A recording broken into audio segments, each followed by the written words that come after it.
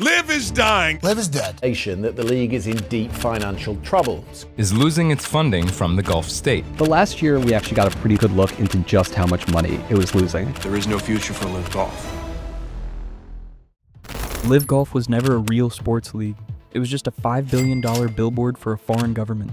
Normal sports leagues usually survive on a simple loop. You sell tickets, you get sponsorships, then you sign giant TV deals to bring in the real cash. LIV Golf ignored every part of that classic formula. Instead, they decided to completely destroy how the sport works. They started throwing hundreds of millions at famous players up front. Because of that, the drama of earning a paycheck vanished overnight. Fans realized right away that the competition was totally fake, so the players performed for tiny, bored crowds. They even paid out of pocket to get on television. Almost nobody watched. Any normal business would have gone completely bankrupt within months. But LIV wasn't a normal business. It was a tool for the Saudi Arabian wealth fund. They used it to buy power among global billionaires. But government money runs out. When the global oil market suddenly crashed, their priorities shifted fast. Now the Saudis have officially pulled the plug. The biggest financial mistake in sports history is collapsing. This is how their wild plan failed. For the past century, sports leagues ran on simple math. It's a clean money loop. First, you gather the best athletes on earth. Their desperation to win creates real drama. That drama grabs attention. Then fans buy tickets and shirts. Finally, massive corporations step in. They pay billions for TV rights just to reach those viewers. The whole system feeds itself. When the Saudis launched LIV Golf in 2022, everyone thought they knew the playbook. It seemed logical. They had $5 billion of oil money ready to burn. They hired Greg Norman to break the PGA Tour. Soon, they stole the biggest names in the game. The media assumed it would work. Buy the stars and the fans will follow. Get the fans, and TV networks will write giant checks. Then corporate sponsors line up. It sounded like a perfect recipe for a sports empire. But there was a massive flaw. LIV completely misunderstood why people watch sports. See, spending billions on elite players actually destroyed their value on television. In normal leagues, athletes earn money because fans pay attention. That attention gets sold to advertisers. But this fake system was built totally backwards. The Saudi wealth fund never cared about making a profit. They just wanted instant respect from global leaders. To get it, they broke the golden rule of sports. They completely removed the risk of losing.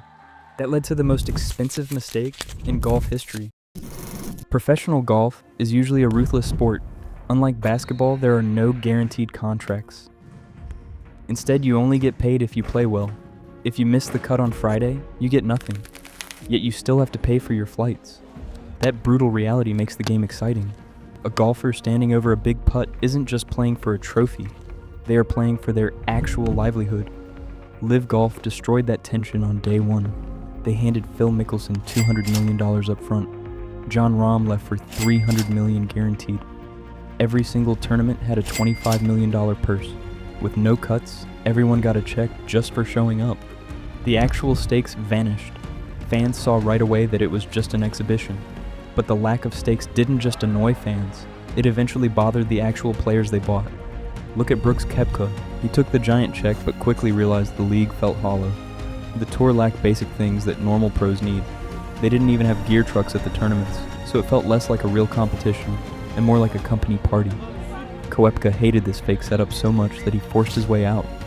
In early 2026, he used a special program to return to the PGA. He gladly paid a $5 million fine just to escape. He even gave up $85 million in tour value. He took that huge money hit just to feel the real pressure again. He wanted to play where winning actually meant something. But a league can't survive if its own players think it's fake. And the viewing public completely agreed. Throwing billions away requires making money back eventually. LIV never built that engine. The numbers prove it. Official records from the UK show the massive financial bleeding. They lost $396 million in 2023. The next year was worse. In 2024, the international division lost another $462 million. That doesn't even include their American operations. Running a global league costs a lot of money. To survive, normal leagues rely on giant TV deals. Networks happily pay billions to broadcast live sports. But since LIV lacked drama, major networks refused to touch them. Eventually, they signed a deal with Fox Sports in 2025, but it came with a bizarre twist. LIV didn't get paid by the network.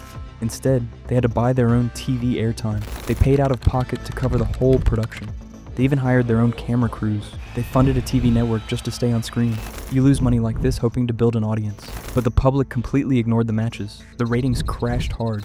Look at early 2026. LIV Riyadh aired on Fox and got just 23,000 viewers. That is shockingly low for weekend sports. That same week, the PGA Tour hosted the Phoenix Open. They pulled in nearly 3 million viewers on CBS. The old tour crushed the new league. When fans realized the stakes are fake, they changed the channel. This lack of interest broke the final part of their plan. Big sponsors want huge audiences. LIV offered tiny viewing numbers and bad political baggage. Huge companies refused to put logos on empty golf courses. Without sponsors, the entire burden fell back on the Saudis. Every single loss hit their government fund directly, but they were playing a completely different game.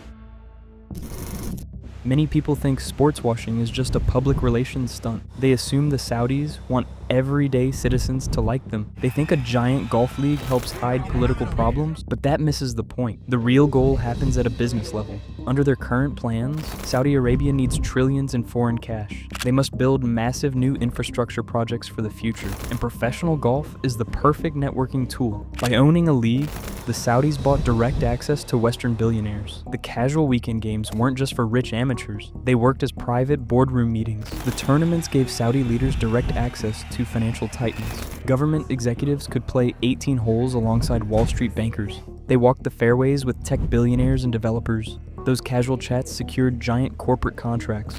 They brought foreign money straight back into the kingdom. From a political standpoint, losing money on TV didn't matter.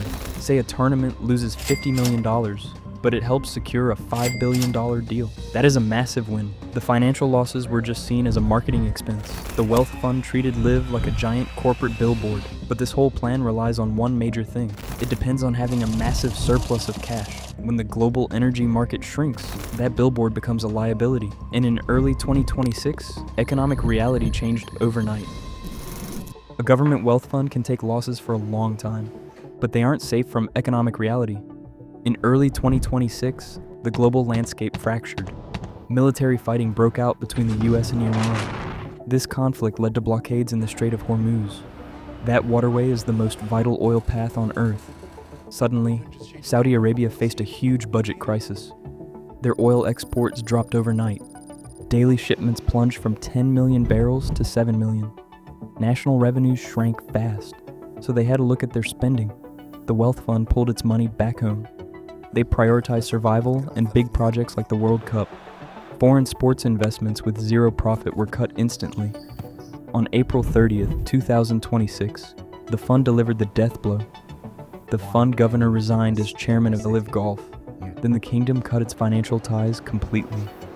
For the 2026 season, LIV needed $600 million to survive, but the Saudis withheld most of that budget. They sent only a tiny fraction of the cash. The league got just $196 million.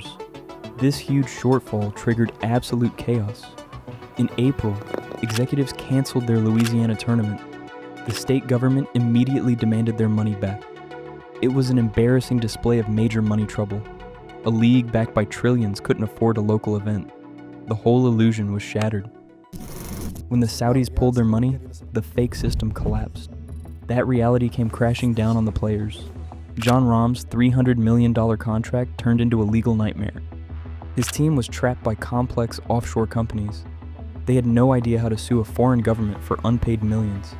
Other players scrambled for the nearest exit. Brooks Koepka swallowed his pride and returned to the PGA.